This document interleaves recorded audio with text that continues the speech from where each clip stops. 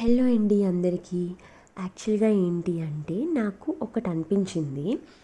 ఆడవాళ్ళగా మనం పిల్లలు పుట్టిన తర్వాత మన గురించి మనం పర్టికులర్గా మన హెల్త్ గురించి మనం ఎంత ఆలోచిస్తాము, ఎంత జాగ్రత్త పడతాము, ఎంత టేక్ కేర్ చేస్తాము అని ఆలోచిస్తే యాక్చువల్లీ చాలా చాలా చాలా తక్కువ.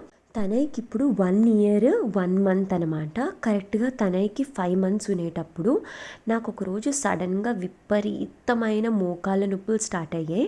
నా 2 కాళ్ళు ఫుల్ పొంగిపోయాయి అనమాట.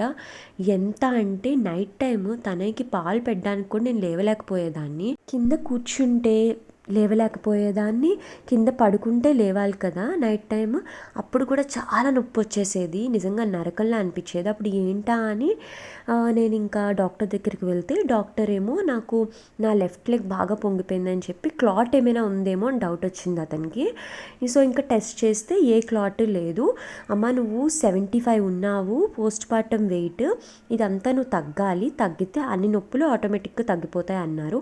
అప్పుడు ఆ నిమిషం నాకు అనిపించింది, నేను నిజంగా నా ఆరోగ్యం గురించి అసలు ఆలోచించట్లేదేంటి.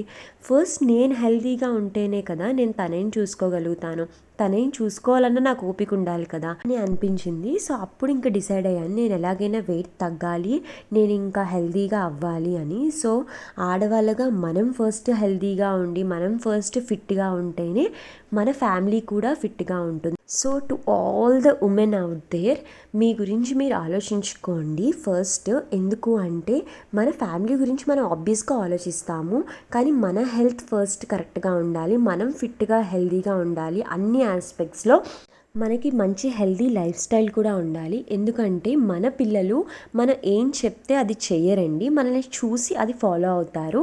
సో ఇక్కడ హెల్తీగా అంటే సన్నంగా అయిపోవాలని కాదు. సో హెల్తీగా అంటే మన బాడీ కరెక్ట్ కాంపోజిషన్లో ఉందో లేదో, మనం హెల్తీగా అన్ని ఆస్పెక్ట్స్లో ఉన్నామో లేదో అన్నీ ఎప్పటికప్పుడు మనం చెక్ లిస్ట్ చూసుకోవాలన్నమాట. సో ఇంకా ఈ వంట సంగతికి వస్తే గోంగూర ప్రాన్స్ పులావ్ చేశాను. పులావ్ వండడం కన్నా గోంగూర ప్రాన్స్ రైస్ అనమాట. ఈ క్లిప్పింగ్స్ ఏమో ఆ రోజు నేను హాస్పిటల్ వెళ్ళినప్పుడు నేను మా అక్కకి తీయమని చెప్పాను, ఎందుకంటే మీతో యాక్చువల్గా ఈ మొత్తం ఇన్సిడెంట్ షేర్ చేసుకోవాలి అనిపించింది. సో ఇలాంటివి ఎన్నో మాట్లాడుకుందాం. Please like and subscribe.